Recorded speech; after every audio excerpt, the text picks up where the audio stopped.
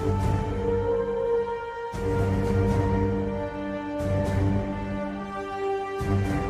5, do you copy? Echo 5. Echo 2, good morning. Nice of you to drop by. Feeling alright, sir? Thought we lost you. Right now, I feel like I can take on this whole podcast myself. I know what you mean. Ready to send that transmission to Echo Base? Yes, sir. R10, patch through.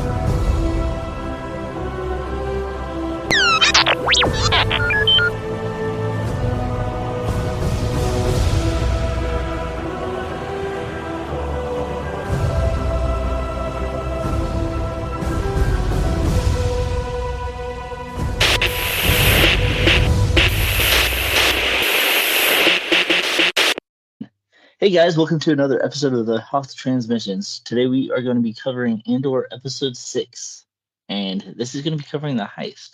But before we get into that, I just want to give you guys a quick reminder. Check down below for the links for our Discord, our Instagram, and all of our cool merch. So be sure that you guys are checking all that out as well. Also, before we get into the meat of the episode, I wanted to talk a little bit about Bad Batch Season 3. We got the finale coming up, and we just had the trailer released. And while I'm not a huge Bad Batch fan, there were some pretty exciting things, and it looks like this season's going to be a pretty good season.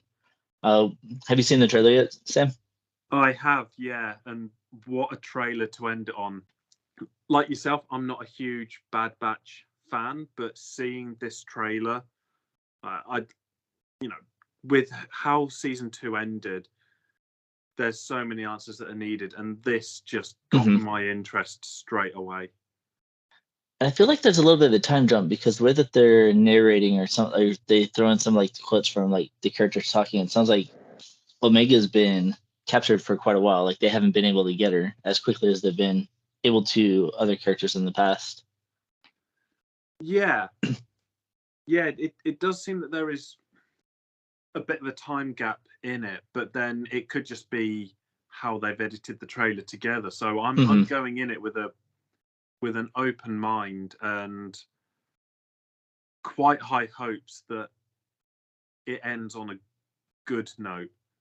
I think it will, because it looks like a lot of the stuff that they're building up in the first 2 seasons that's kind of like it's slow, and it seems to be like a narrative that they're doing is like they're kind of doing some slow and filler episodes to build up to something bigger, and I think all of that's going to be paying off in the season 3 finale, because I remember first season when Crosshair, he kind of went off on his own, did his own thing, and then Omega is kind of like, nope, they're still good in you, blah, blah, and he's like, no, this is my nature, this is who I am, and there seemed to be a little connection there.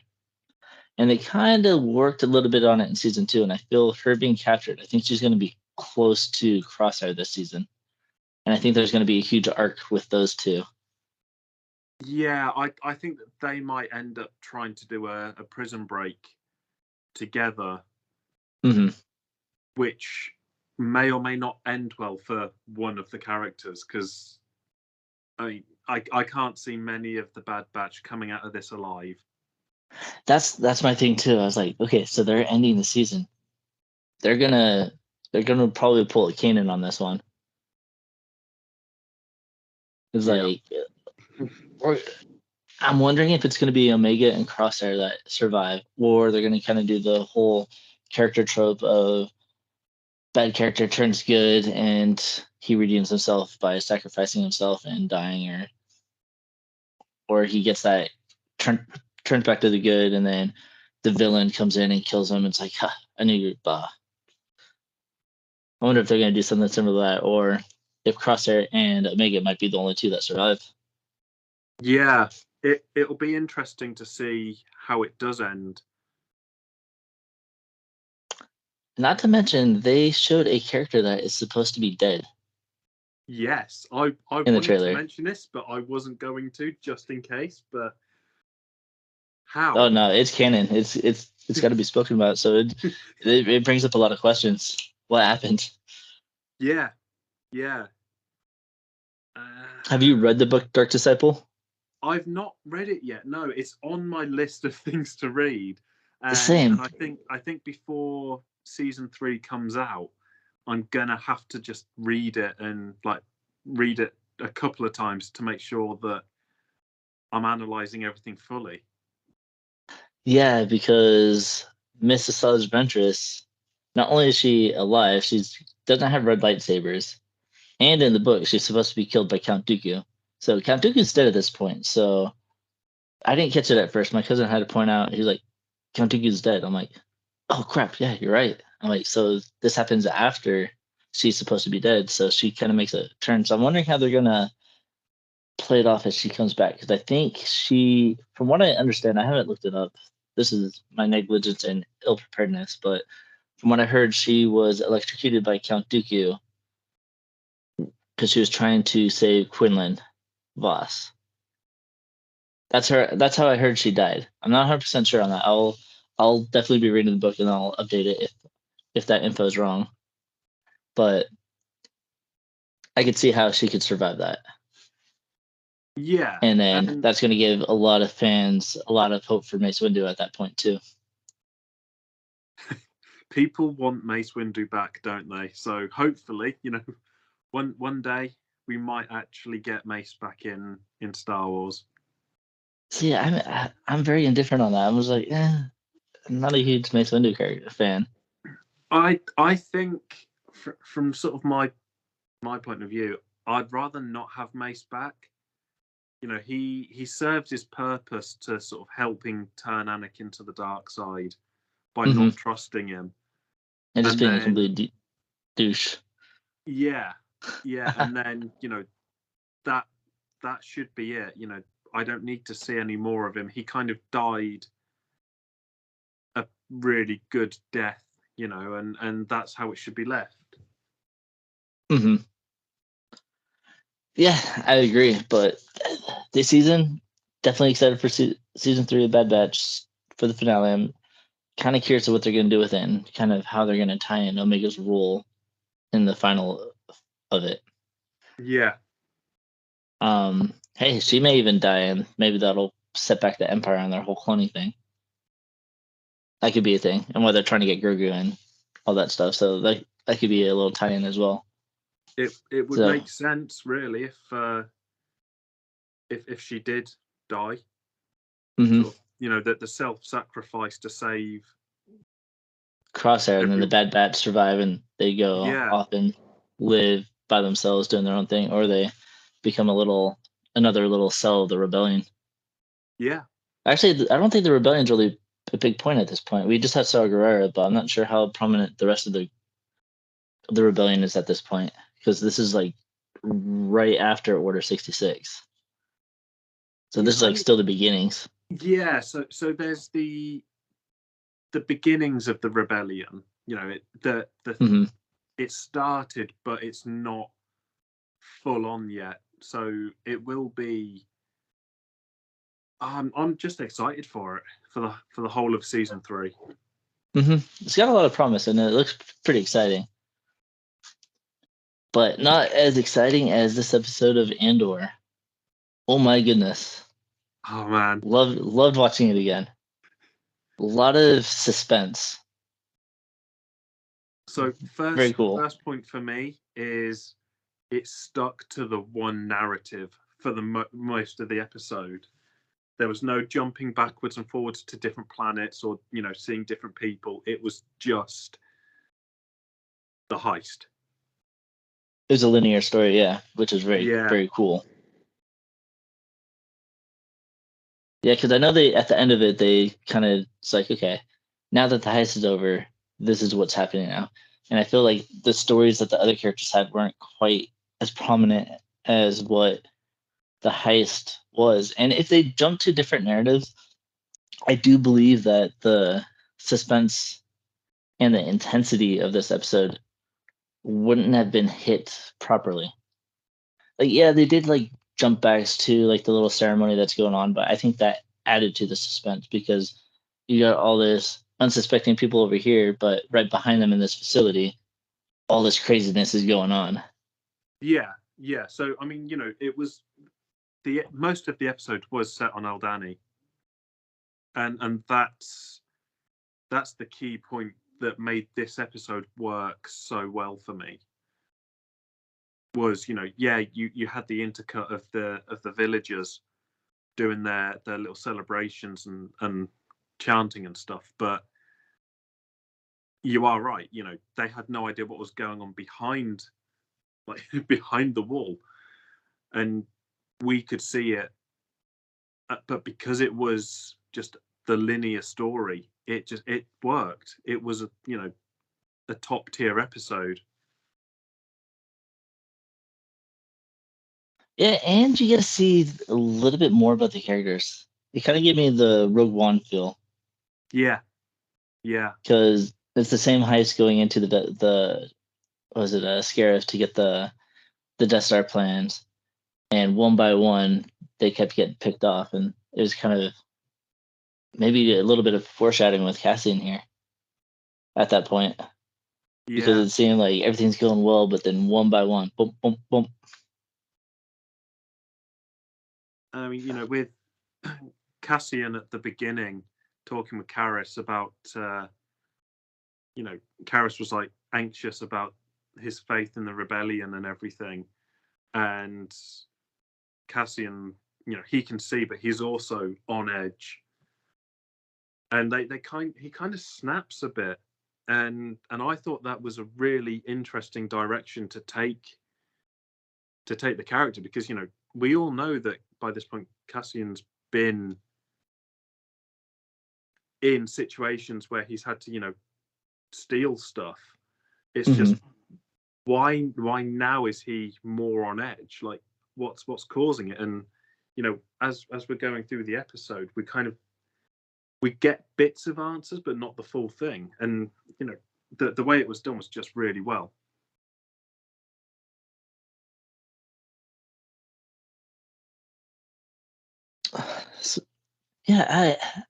So I actually didn't really think Cassian snapped. I just think he didn't like being questioned, because now that he's kind of given himself up as a mercenary, everybody's kind of on edge around him. So now he's maybe on edge is or snapping is the wrong way to put it, but he was definitely on edge and not himself, not the himself that because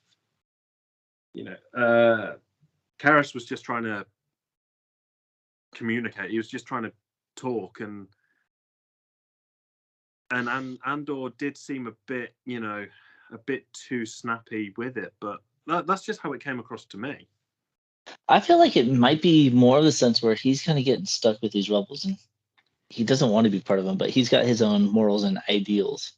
And you got this character that's telling him, it's like, oh yeah, he's like, these insurgencies, the Empire needs to know that we're going to adapt and we're going to learn. And if we have to be like them to do it, then that's what we're going to do. And then that's when Andor's like, the Empire don't care enough to learn. And goes on his little rant about how we shouldn't be like them. And then the guy's like, oh, so we should just take what they give us and just be thankful. And then Cassian's like, do I look thankful to you? He's like, it's like, whoa, bro, whoa. Yeah. But I mean, he's right. Yeah. And I did like that line, where he said that the Empire doesn't want to learn, It's because they don't need to. Yeah, like they control whatever they want now. They don't need to learn about anything. And we kind of, as we see in sort of Rogue One and then A New Hope, and to a lesser extent Return of the Jedi, that is their downfall. That's the Empire's failing, that they don't learn. And it was interesting to see how a single character saying that one line foreshadows everything else that goes on. Because I mean, even in the third episode when he's talking with Luthen, he's like, they're aristocrats. They're fat and filling their bellies. They think they're so powerful that they're not going to think anybody could just walk through their front door and steal from them. And it's kind of the same thing. It's like, yeah, they just don't care to learn. It's like they're in a position of power, so they're not the ones that have to learn and adapt. Everybody else around them has to. Yeah. because now then we get introduced to the Commandant, and then we kind of get a little bit of that mentality also from him. Because I thought it was very interesting, because you find a little bit how the Commandant thinks. He's like, I forget the exact words, but the gist of it is like they're so focused on the options that we give them that they forget that they didn't get what they asked for. And then they'd sit there and just have a little chuckle. And then Lieutenant Gordon just kind of standing there in the background. You can see how irritated he was by them talking about that. And he's like, just you wait. Just you wait. Yeah, that was an interesting comment from the Commandant, about they kind of confused the natives into just agreeing to whatever because that's what they thought they wanted, but it wasn't. And that is very much the Empire's MO. We think we're going to make you think that you want this when really nobody does. Yeah. Oh, you guys want to transport? We already know you're going to say no, but we're going to have soldiers to give you full safety along your travels. But we're just watching you. That's the main reason we're there.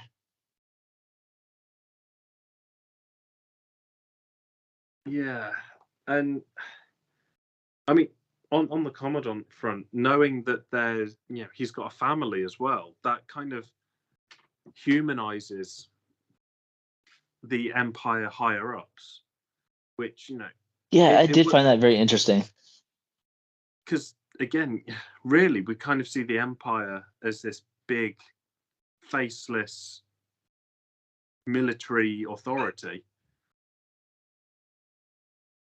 But now we're seeing, that they have families, that they are just normal people, that some of them don't want to be where they're posted, and it makes you sympathize with them because they might not have even wanted to join the Empire, but what other option did you have? I mean, at that point, it's like join the Empire or be one of the people we step on. And most people are just like, yeah, I'm not gonna get stepped on. I'll join your ranks.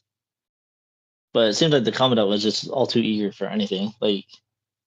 But he did later on get I want to say I'm not gonna say he softened a little bit, but more out of necessity. But Yeah. he did care for the soldiers. It seemed like. So I don't remember an Imperial officer ever caring about their soldiers. Because when they go in for much later on in the episode, when they go in and do the actual heist underground, the Commandant's like, they've killed before, just listen to what they're saying, or they'll do it again. So I don't know if he was trying to save their lives, or it's like, the more soldiers I have, maybe we can overthrow these guys after, or something. Because he was resisting pretty much the whole time, but once he got to his soldiers, he's like, stop resisting. Yeah. I don't know what your thoughts were on that. I think he was just trying to do it to protect, not protect everyone, because he already knows that if something goes wrong down there, his family's basically dead. And my yeah, that's right. Maybe he's just trying to get the soldiers to obey him to save his family. Yeah, that makes a lot more sense, actually. Yeah, he doesn't want to provoke them to kill his family upstairs. So the less trouble they give him or give the rebels, then the higher chance he has to survive. Because I found that a very interesting line when he was talking to Vel, and he's like, "What's the point? You're just gonna kill us after." And she's like, "Why is that because that's what you're gonna do, or that's what you would do?" She's like, "We're not like you. You do what we say. You guys will be fine." Yeah, I that was another line that was a heavy hitter because it does show how extreme the rebels are at, wanting to get their goal, but they know where to draw the line. They know when to stop the killing, whereas the Empire will just plow their way through whatever's in their way. I mean, that is very true. That is very true. Because we see like when the commandant is outside talking with the natives, getting ready for the ceremony. You can see that they don't care for the Empire, because I'm not exactly sure what he was giving them. It looked like some little furry thing. Yeah, it was like a pelt of an animal or something. It was like, I think it was like a ceremonial one. Because I wasn't sure if it's supposed to be burned or if the guy was just burning it just because he had a distaste for the Empire. Yeah, because I noticed up until the pelt burning, the natives' language was subtitled, and then from that point on, it wasn't. And I guess it could be open to interpretation, but to me, it was like it was a gift from the Empire, so we're going to burn it, and they won't understand why we're doing it, but we hate them. I mean, I don't know what your interpretation is on that one. Pretty much the same thing. I thought it was like a gift that the Empire was giving him, and they just burned it just out of distaste. I could be completely wrong on it.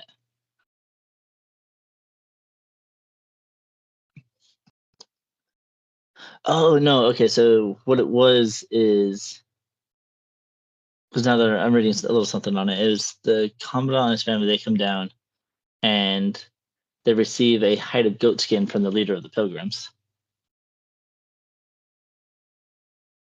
Right, yeah. And so then I think he just gives it back because he doesn't like the smell. I thought they did a straight swap. I could be wrong, because I thought that the chief, when he got given the pelt, he just passed it on to someone else and then gave him. But I could be wrong. Yeah, that's kind of what it's saying here. It's like, well, the comet streak over the skies at the ceremony, B has, or thing that the commandant saying B has, says he will pass the goat hide before departing, and then the leader of the pilgrims burns it. Because I know that the commandant gave the pelt to his son, Mm-hmm. and then that was kind of that. I thought it was two different ones, but who knows? Yeah, I just found it very interesting, that whole part, and I like how the commandant recognized that, like, he's not supposed to be there, like he's just visiting, and he questions the Cassian and his group, going, they're not part of our detailed people here or whatnot. And Dorn's like, oh no, they are. And he's like, oh, okay, all right, no further questions. But I guess with that, he also doesn't really need to care, because he knows that he can leave the planet sooner than later anyway. That is true, yeah. But it just shows that the leadership doesn't really pay too much attention. Yeah. It's like, okay, I don't recognize you guys, but okay, if he says so, then cool. I'm gonna trust this guy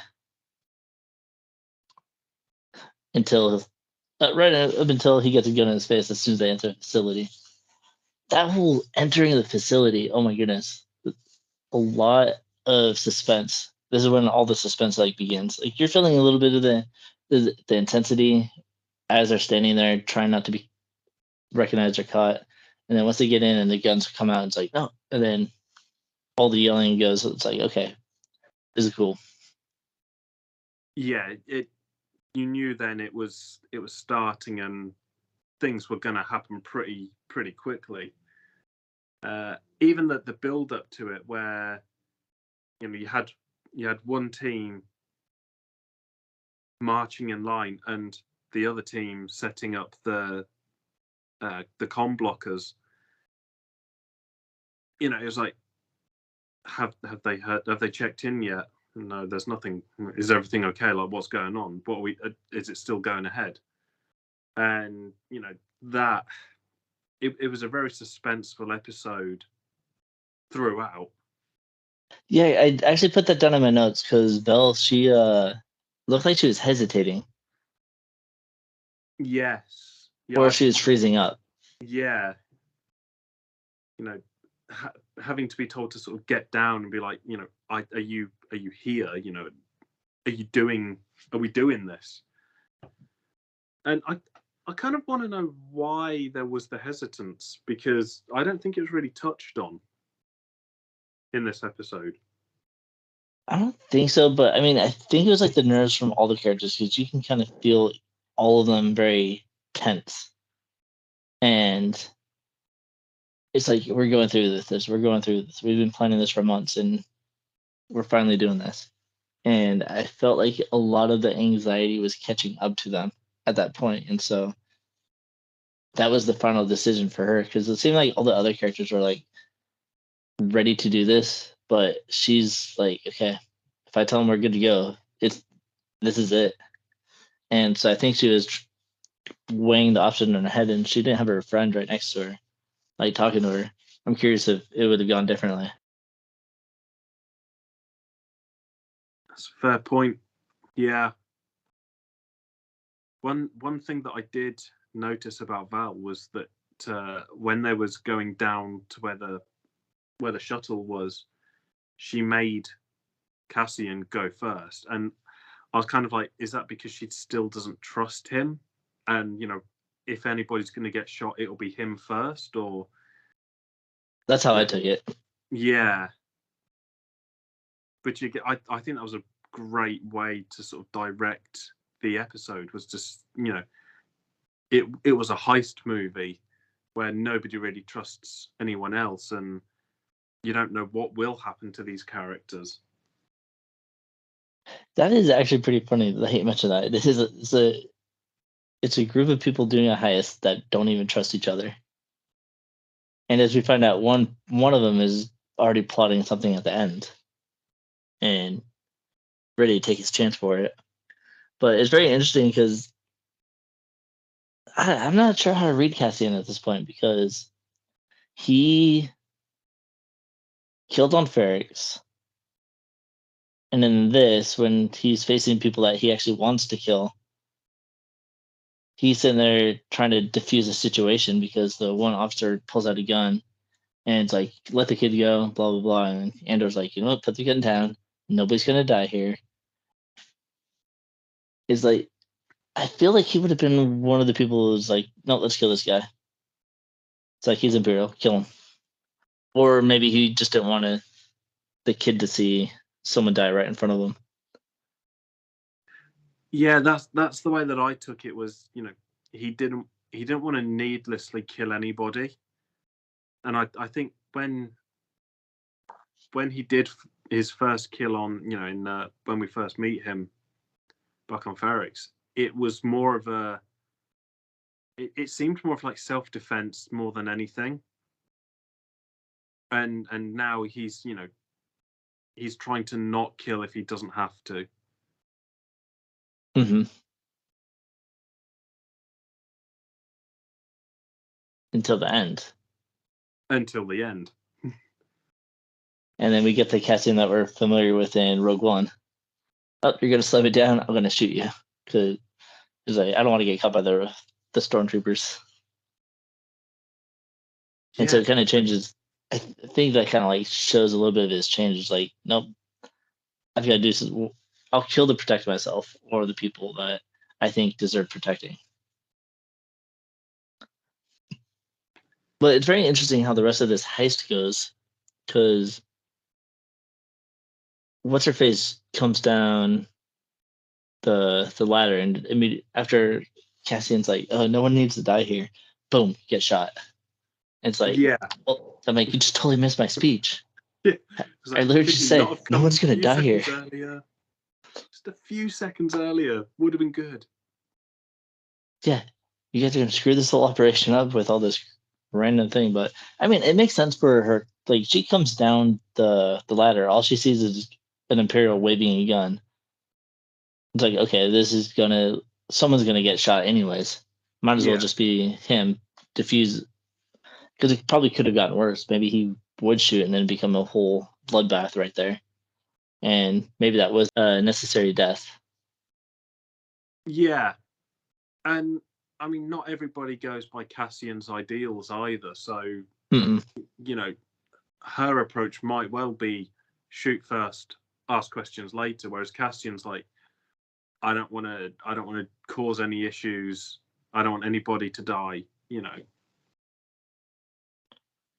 Which is a fair point, because like I said, each of these characters are very different and don't trust each other, and so it's like, okay, well, I don't trust your opinion on this matter, so we're just gonna do it my way, even if it steps on yours. But it's like, okay, all right, well, we're gonna start moving from here.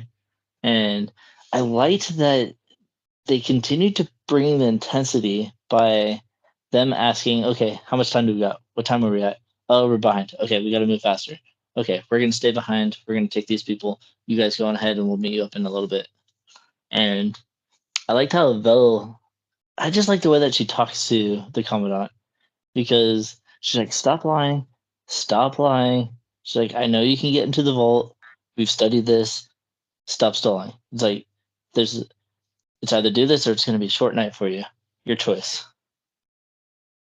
Yeah, and she knows how to push buttons on people, and I think the more that we see her character, the more it became more and more apparent. Mm-hmm. Up until the shuttle's in the air, and then you kind of see that whole facade fall apart. Yeah, and then they kind of like they take their own thing, so they secure the family up in the hold. It's like, okay, all right, don't move, we won't kill you. Good job. Okay, all right. Now I'm gonna go down and help them do the heist, and so they're going down the elevator, and we get to the part that I was talking about where the commandant didn't want to cause any trouble with his troops because his family is upstairs being watched by someone with a gun. It's like, okay, all right. And so he's sitting here flustered, watching this whole thing go down. His troops completely disarmed, and all these credits are being taken out of ship and put on another thing. He's still very adamant. He's like, you guys are not going to get out of here. You guys are not going to get this done. So I'm going to keep telling you and keep trying to put doubt. And I think that was his only weapon that he had, was to infuse doubt into them, even Yeah, unsuccessfully. But at that point, I think that's the only way that he would have been able to get out of that situation or gain some more control into it, is if they started arguing with each other. But it seemed like they still kept their cool. yeah. Cause, I mean, they had a job to do, and they were getting the Imperials to load up the ship as well, and even the commandant was actually doing physical labor, Which he's probably which, not used to. yeah, he was a little bit sweaty. Hair disarray, which was very key to the next part. Him being all sweaty and his hair disarray kind of gave some key hints to a guy that's chilling upstairs in the comms tower trying to figure out what's going on. And he's not an idiot, because he comes out and asks the other guy, he's like, hey, you getting comms? He's like, oh, no, it's probably just because of the meteor shower. It's probably just affecting all our communications. And he's like, okay. I'm like, that makes sense, but I don't like that answer. And so then he takes a squad down to the vault and sees everything going on, and it's like, oh no, everything's okay down here. And then he looks at the commandant, who's all sweaty and hair disarrayed, going, he shouldn't be looking like that. If everything's okay, then what's going on? And I liked how Gordon was trying to, it's like, I'm your superior commander. This is a secret mission. You're not supposed to be down here. Get back upstairs. And then the guy is like, looks at the commandant, is like, commandant, is everything okay? Like, really? Yeah, and the commandant who's holding his arm and having a heart attack because it's the most Basically. exercise he's probably done for a very long time. And that's when the heist kicks. It goes up a gear once again, and more adrenaline kicks in, because it's like, crap, we don't have all the time in the world now. We've got look, this problem's now come up. What are we going to do? We're now in a firefight, and and then it was good to see how the characters kind of adapted to that situation. Yeah, because that was a very suspenseful fight, and I'm not sure who the first guy that went down. That was the ex-stormtrooper, right? Yes, yeah. Yeah, he was the first one to get shot, and he was down for the fight for the entire time. And then all the other characters just went and hide. And I like that there was just so much going on there, jumping from character to character, and everybody was having their own little struggle. Especially Cassian, because he's just like, nope, all right, I'm jumping straight into the ship. I'm gonna get this ready. And then the trooper comes in and just sits there and puts him in a headlock. And he loses his gun, and he's sitting there fighting. And you got Nemec who's sitting there and he's like, I got you, bro, and just shoots him, and then they jump back into the firefight. And then so sad to see Lieutenant Gordon. He's doing this whole thing, loses the love of his life, gets demoted, and then stuck on a planet that he doesn't even want to be at. And from what it sounded like earlier in the episode, they're actually not right at this point, because the commandant's like, you'll be hanged for this. And he's like, I've been here 7 years. I deserve worse. So we find out he's been there for 7 years, doesn't even get to get off the planet because he dies right in front of Vel. And that's why I was saying it's like Rogue One, because we just see one character after the other just drop. Yeah. And unfortunately, he's not the he's not the last one to drop in this episode. And I think the next death is, I think that one was quite hard hitting as well. Mm-mm. You know, being sort of crushed by your stolen goods. Oh yeah, that's right. Because they finally get out of there, and it's like being so intense. They're up in the sky, and then first of all, I'd be smart enough not to stand between two things, especially if it's a rule. It's got wheels or whatever on it. Yeah. But just very unfortunate circumstance for this dude. But poor Nemec. Yeah. And did they leave the other girl down on the planet? Because I didn't see any closure for her. Yeah. I don't know if I missed it or not. It was near the end of the episode. We just see her walking away. Okay, so she survives at least. Yeah, she just walks away, with the meteor shower above, still going on above her. Mm-hmm. I missed that. I'll have to watch that again. But yeah, it's very interesting on the actual ship to see how everything's going on, and Cassian doesn't even care. He's like, and I mean, rightly so. I mean, they're not going to get out of there unless he gets the navigation and everything underway. Because he can't fly a ship. I mean, he even said, "I'm flying blind." Which at that point he was. There was the meteors flying straight past, and he couldn't find a way out. And the only person that could do it was the guy that just got crushed. Yeah. And so, I'm sorry you're dying, dude, but if you care about the rest of us, please help us before you go. Yeah, so he got injected with some I'm guessing like quite strong painkillers, like morphine. Had to be, yeah. Yes. And got dragged into the cockpit area just to give direction. Poor guy. And even then, like, Cassian was doubting it, because it was like, what did you give him? And he's just there and he's like, just do what I say. I've got no legs now, but do what I say. And he said, just keep going higher. Just keep going higher. You'll be fine. While being pursued by TIE fighters, mind you. I just want to say at this point, the CGI for this scene was perfect. It did really well with all the colors and everything going on. I was even going to Yeah. say, when I saw the TIE fighters disengage, I was thinking, like, how does it look a lot cooler, these TIE fighters disengaging, than they do in the actual movies? Yeah. I mean, it was just 3 of them, so maybe it's different seeing a whole squadron of them being deployed, but 3 TIE fighters just looked pretty.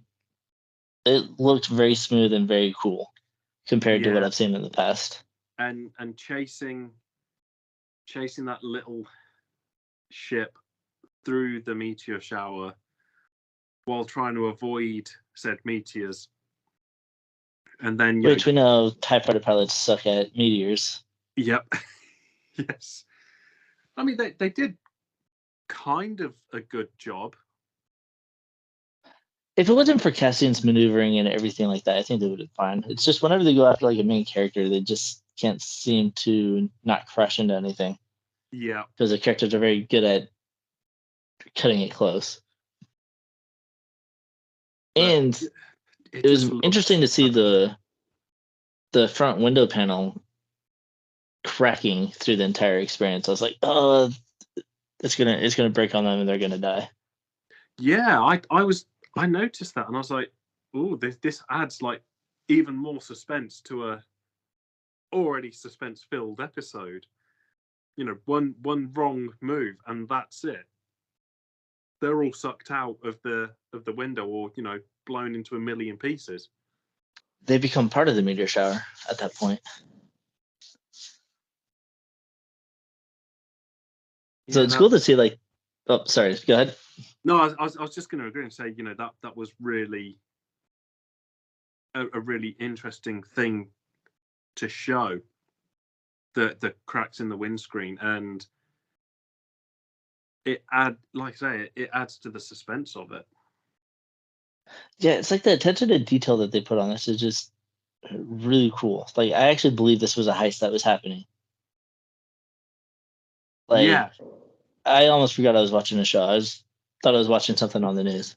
Like, this is what's going on. It's like, oh my gosh. it's a real heist, but with spaceships and laser guns. Mm-hmm. And I'm not gonna lie, like, I felt more for these characters dying than I did for any of the characters in Rogue One. Yeah, And so I felt this was kind of like a redo of Rogue One for me. This kind of what I should have felt with the characters. And I've only seen these characters in 3 episodes.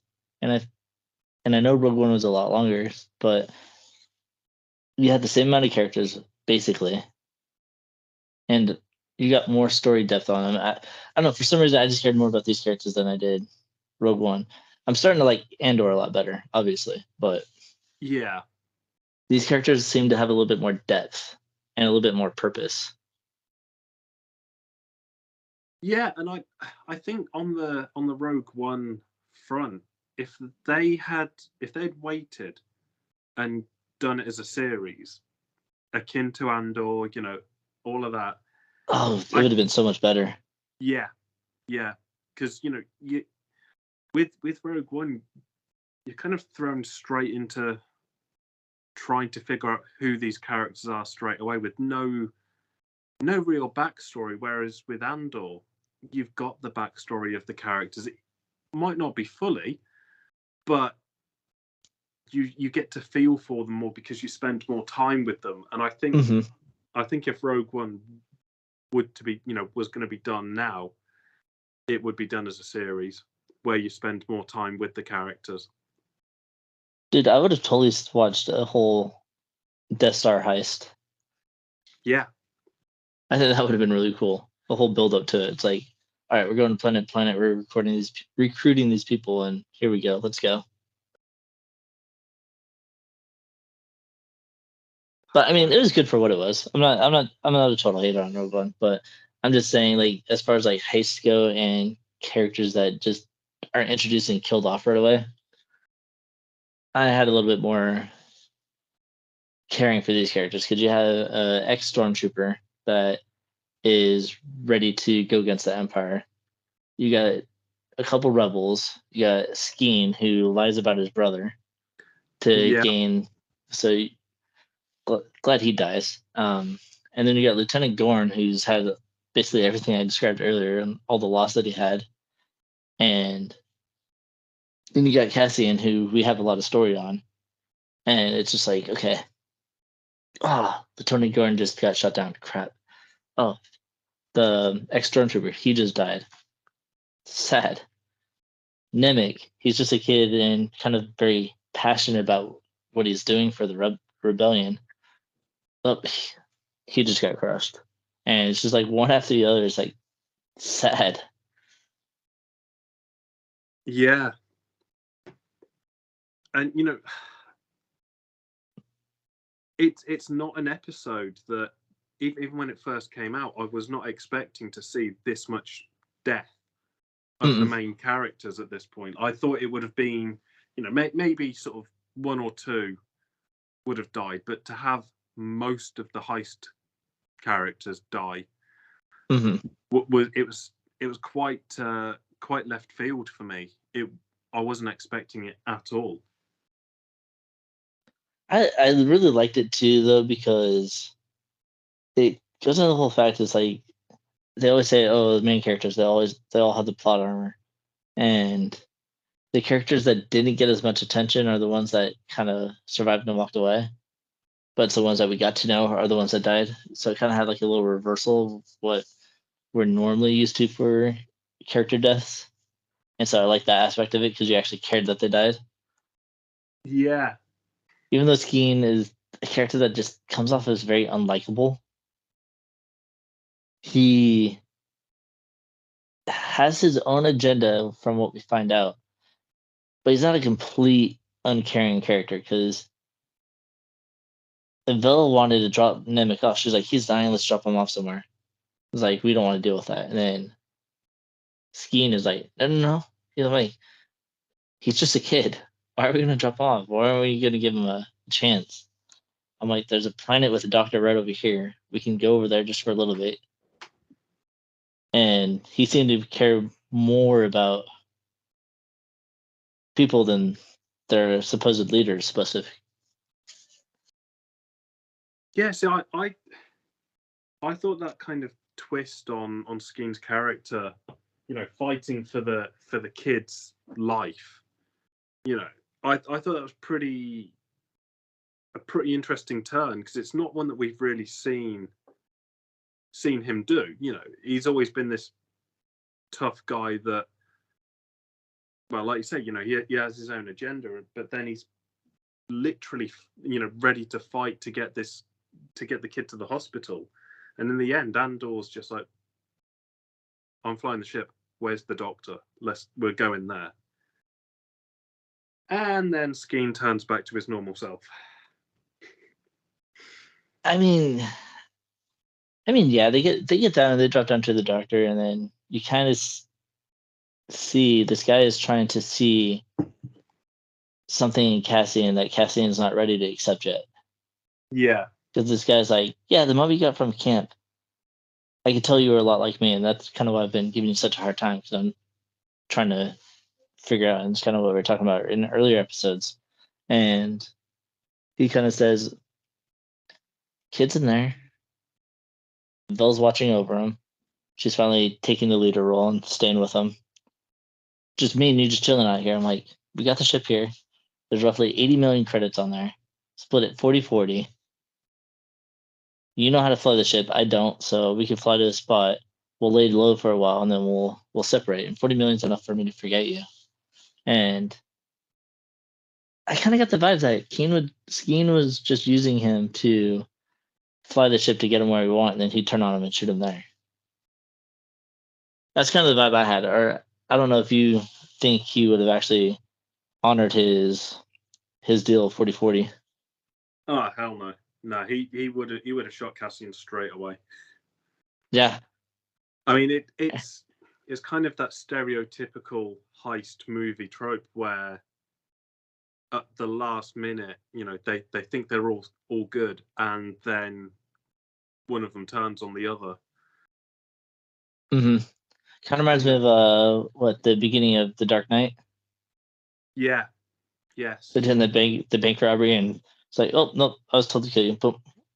And then at the end, one person just gets everything. Yeah, it was like I say, it's very much a stereotypical heist movie trope, Mhm. but again, it worked in the episode, and Andor was fast thinking enough to see through the deception of it and not put himself at danger. Yeah, he's like, And then, dude, the rebels don't need a guy like you. Boom, you're dead. yeah, because I mean, It's like, we're not dealing with this. Skeen was a soldier of fortune more than an actual rebel, and we didn't know that until the very end. Hearing Yeah. about the brother of him that doesn't actually exist, and all of that, it just adds up to like, what would his end game be? And it would be getting Cassian to fly them away, and then killing Cassian if he had half the chance, and just taking all of the money for himself. Yeah. And then I did not expect this to be Cassian's next move either. I thought he was gonna kind of just stay with them, but he just walks into the doctor's office with his gun pointed, and the doctor sees it. It's like, well, I'm putting my hands up, and then that startles Bell, and Bell turns around and going, "He's not here for you, doctor." And then I did like that Cassian's like, "It's not what you think either. I'm not here to kill you and steal the money." He's like, "I'm just here for what I was told I was gonna get. That's it." Yeah, and I liked that bit because it showed that Cassian wasn't out for the money. He wanted he wanted his pay, but he wasn't going to take other people's cuts, even though they're dead now. He just wanted what he was told he would get, and that's him then done. Yeah, and Belle didn't even believe him when she told him what Skeen was doing. She's like, "No, Skeen would never do that." He's like, "Yeah, you might want to look into that." It's like, think clearly. All your interactions with them, you'll see that I'm not wrong here. And then poor Nemec, he succumbs to his injuries and boom, dead. But she did want him. I guess he wanted Cassian to have the manifesto, Yeah. and Cassian didn't want it. He's like, "No, he insisted you have it." He's like, "Okay." No, I've got to ask that if they hadn't have taken Nemec to the doctors, do you think he would have survived longer, or do you think he would have died? You mean if he still had the anyway? same injury? Well, I mean, because his legs were crushed, so he was paralyzed. But do you think it was more that they tried to operate on him that killed him, or just the fact that his injuries were too much for him to take? I don't know. It's Star Wars, man. Riva takes a hit to the chest with a lightsaber and up and walking the next episode. And That is true. same with Sabine. So lightsaber wounds to the chest doesn't kill you, but paralyzed legs do. Yeah, Interesting. See, that's why I thought I'd ask that question, because I do think that if they hadn't have taken him to the doctors to be worked on, I think he would have survived just in a paraplegic state. Yeah, and then my other question is like, I don't know if this doctor's like a doctor, or if he's just kind of like one of those doctors that one of those street doctors like, oh, I got shot. I don't want to go to the, I don't want to go to a doctor. Otherwise, they're going to report it. We'll pay you some money to keep this quiet type deal. So I don't know if he's like a legit doctor, because I mean, he was working on his spine, and if someone's gonna die from surgery on their spine, it's because the doctor is not a legit doctor. Yeah, Especially in this galaxy, when you get stabbed in the chest by a lightsaber, you can still survive, but you're gonna die because of paralyzed legs. Guy couldn't have been a great doctor. yeah, I think it yeah. was kind of like a last minute thing. It's like he's the closest doctor, so let's try our luck. Yeah, I mean, because the facility wasn't exactly clean or well lit either, which Mm-mm. I know that the Empire's kind of taken over everything, and there will be outposts like that aren't as clean as you would hope. But yeah, it's like I don't know if they. he's not going to report to the Empire, so Yeah, he's a rebel friend, so it's the best we got.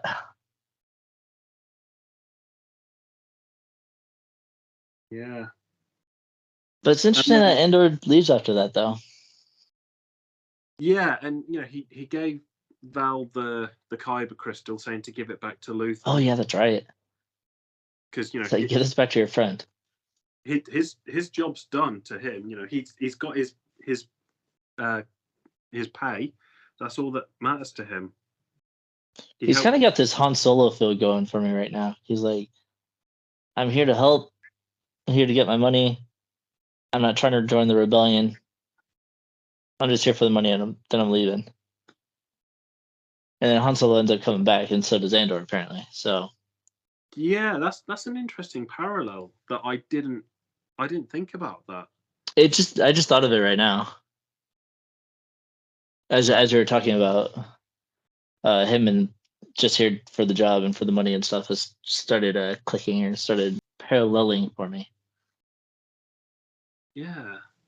Yeah, no, I genuinely didn't think of it like that, but now that you've said it, I can easily see it happening. That there is that parallel between the two characters. Yeah, I mean, mercenary, smuggler. I mean, they're similar, very. Yeah. No, I'm going to go into the next episode thinking that now.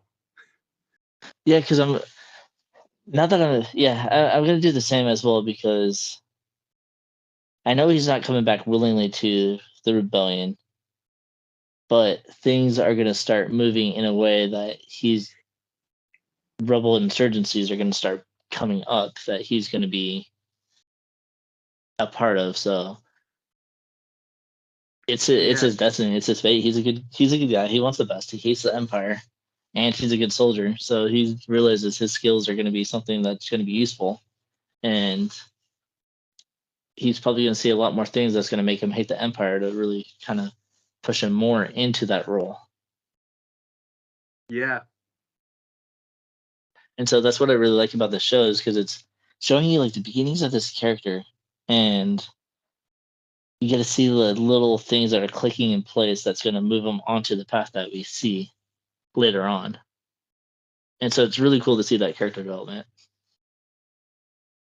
Yeah, and I completely agree with that, because in Rogue One, Andor is still a mystery. Like, who is this guy? What's his story? Why is he so?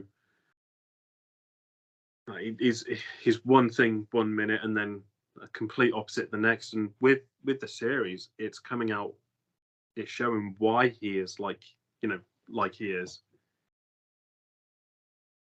Absolutely. But this episode, we just see him leaving. It's like, I don't want to be a rebel. See you guys. And then we see the repercussions from it all, because we see Mon Mothma. She's chilling in the Senate that we're so familiar with from the movies, giving a little speech. It's what I found interesting about that was the Senate itself was nearly empty, and people I were noticed that leaving too anyway. And for me it was like, is that how the Empire is running things now? Because in A New Hope, we get told that the Emperor's dissolved the Senate. Yeah. And is this like the full-on precursor to that, where there was no point in having a Senate because no one was there? And the Empire basically runs everything, so there's no point in going. It's like, okay, yeah, whatever we're talking about here, nobody's going to care. And the people that were there, you could see were just kind of off in their own conversations, and you could see how frustrated she looked.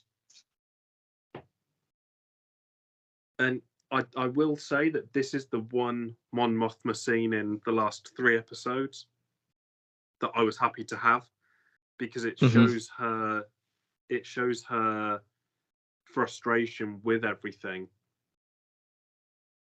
With So how the I'm still Empire's trying to doing. I'm still trying to do good things, guys. What's going on here? Have we really given up that much? But she does get some good news there. Yep. The heist succeeded. And Aldani is a big news headline at this point, because even the ISP Central Office calls it an emergency meeting. And I believe he said that he wants every star sector and planetary emergency retaliation plan in the building for presentation. And so you can see Deidre is a little bit excited about this, because she's like, you see, guys, rebels. What have I been saying the last 3 episodes? Rebels. Yeah. I was right. And then, I mean, for me, the interesting inclusion of Luthen at the end, and the way it was done, the way he was played was so well done that you got this sort of randomer asking, "Have you got anything from Aldani?" It's like, why? Oh, well, a big raid happened, and he, initially he looks all shook up, and you follow him to the storeroom, and he just bursts out laughing. Mm-hmm. And I was like, you know what? That's acting right there. Yeah. Oh, maybe maybe I got something in private, so let me go check for you. Yeah. Just wait until he hears the final part of it, though. It's like, oh yeah, you know how many people died in it? How many rebels you lost? Oh, by the way, one of the guys you hired turned on you. Not talking about Cassian. So you were worried about Cassian, but this is the guy you should have really been worried about. Yeah, that's gonna be a bit of a bitter pill to swallow, but they had a victory. They know what they're getting themselves into anyway. Mm-hmm. Casualties are part of war, sadly. Yeah. So overall, really good episode. Had a lot of fun with it. I would love to see more Star Wars like this. Yes. Yeah. So again, guys, thanks for listening. Next week we will be back for Andor episode 7. We're going to see where the next journey of Cassian is going to lead now that he's leaving this successful heist. But before you guys go, make sure that you guys check down in the bio or the description below. Check our link tree where we have our Instagram, where you guys can be able to see a lot of fun posts that we do, be able to interact with other fans. And if you want to interact a little bit further with other fans, be sure to hit our Discord. We got a good, really fun community there, and we're trying to build it up and try and make it a safe haven for our Star Wars fans.